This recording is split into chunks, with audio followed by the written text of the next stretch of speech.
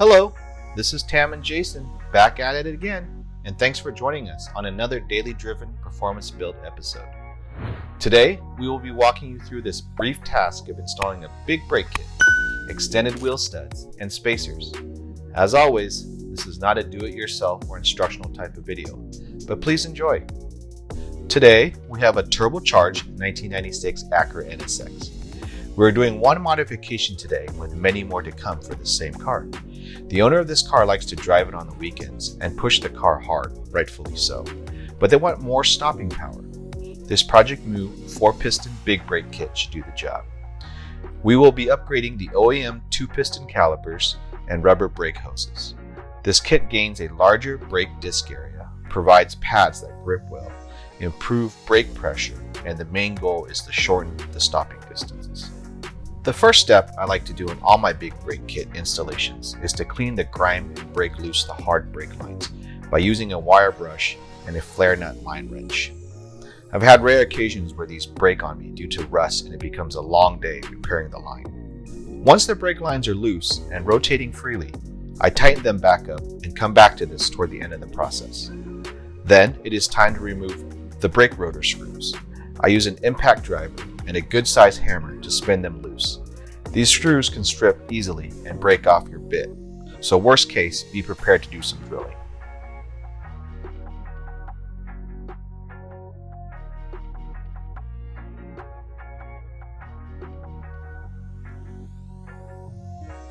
Now it's time to start removing the caliper. Remove the brake pads and bolts securing the caliper, brake hose, and bracket.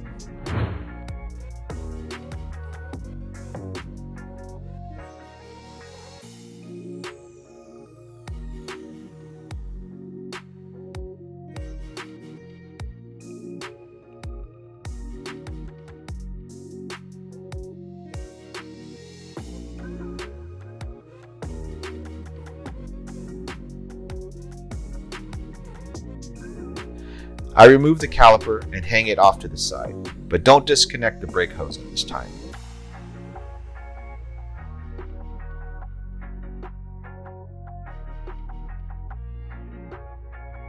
Then I remove the brake rotor.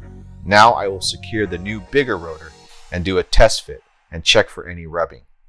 There's a high chance that you will have to trim or remove the factory dust shield to avoid any rubbing or interference.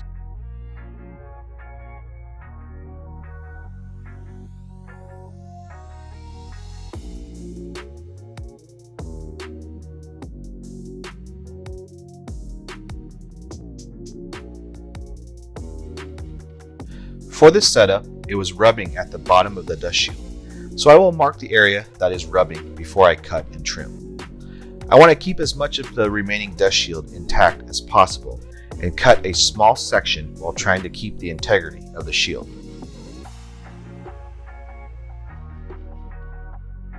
I'm going to clean up the wheel hub of rust and debris before putting the new rotor on.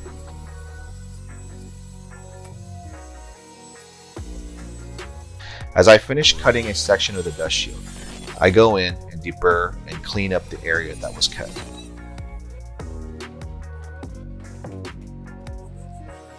Due to the offset of the current wheels, they will not clear the big brake kit, so we will be adding a spacer, and to safely do so, we need to add extended wheel studs to use the hub-centric spacers.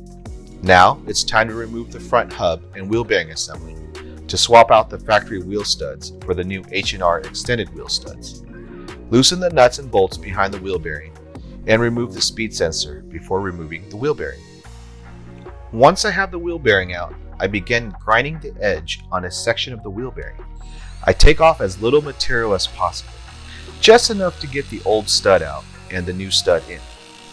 I don't want to grind away so much that it weakens the integrity of the metal on the wheel bearing.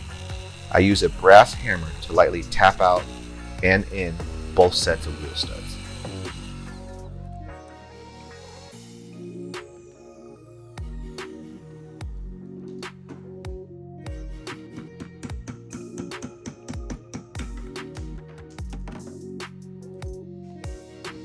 After installing all the new extended wheel studs to sit snug, it's time to reinstall the wheel bearing and tighten everything back down.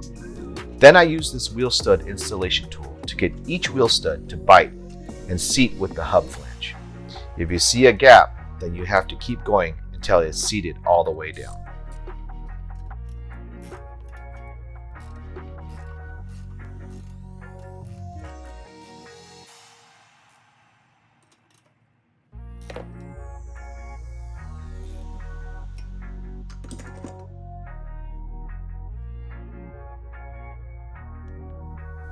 Now it's time to apply some NSCs on the hub and install the new caliper brackets. Once they are tight, a good trick is to mark them so that you know that they are tight and checked. Then I put the new rotors on. I also make sure the vanes are the proper direction, and then I give a quick spin to make sure they are spinning freely and not rubbing. Then I reinstall the rotor screws, but apply NSCs to them first, and put on the new wheel spacer and apply a light coat of NSCs on that too.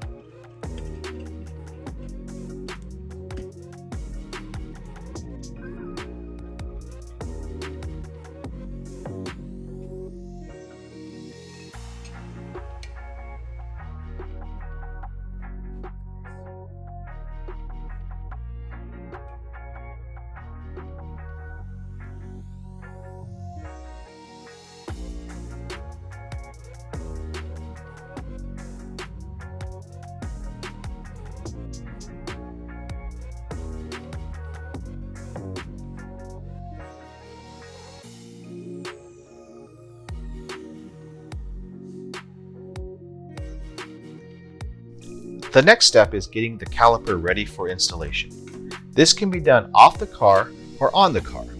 I chose to do it off the car so that I can give you guys a better visual of the process.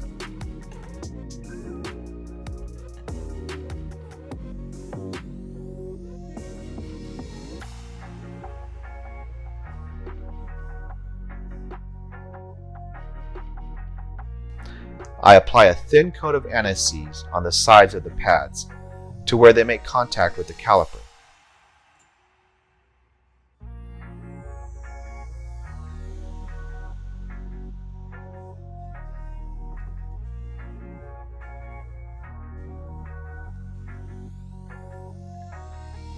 Then install the pads and retaining spring and apply pressure to get the bolt to slide through.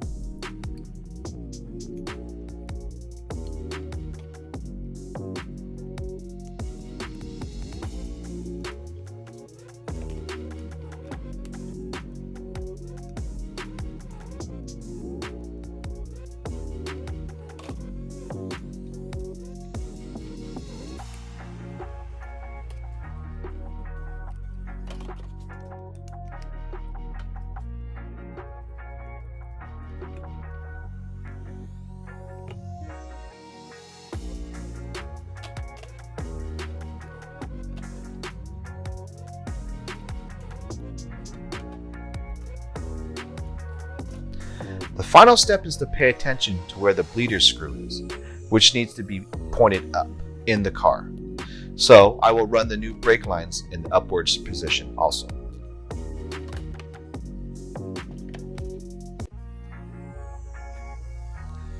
We are now ready to install the caliper onto the bracket and route our new brake lines the same path as the factory brake hoses.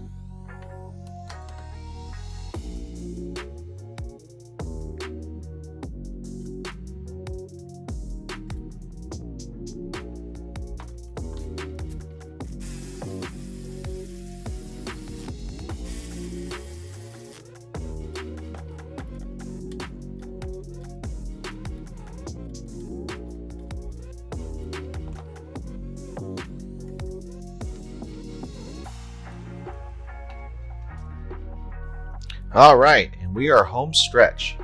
Now I will remove the original caliper and brake hose.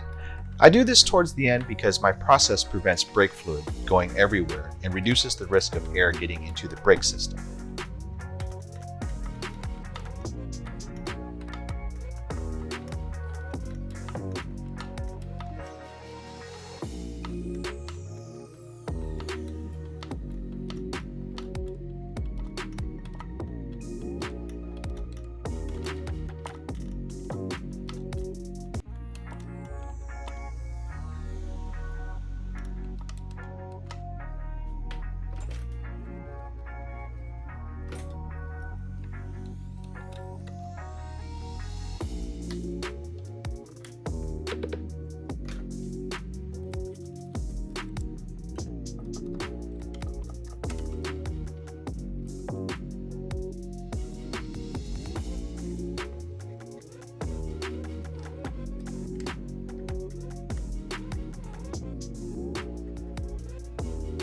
I leave the brake fluid reservoir cap on and pinch off the brake hose that attaches to the hardline. I loosen the nut, then once loose, I will remove the retaining clip and quickly install the new brake line so I don't lose a lot of brake fluid. So we will wrap up this modification with bleeding the new calipers after both new calipers were installed.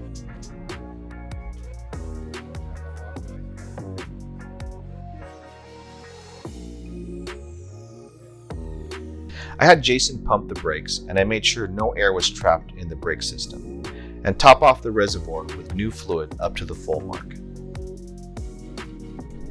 Doing any kind of brake service on any car is very important due to the safety involved with the amount of people in a vehicle. So I will take this car for a test drive and properly bed in the brakes before giving the keys back to the owner. That concludes our video for today. We hope you enjoyed it and be sure to like and subscribe to our channel. Thank you for watching, and we will catch you on the next episode. Stay driven.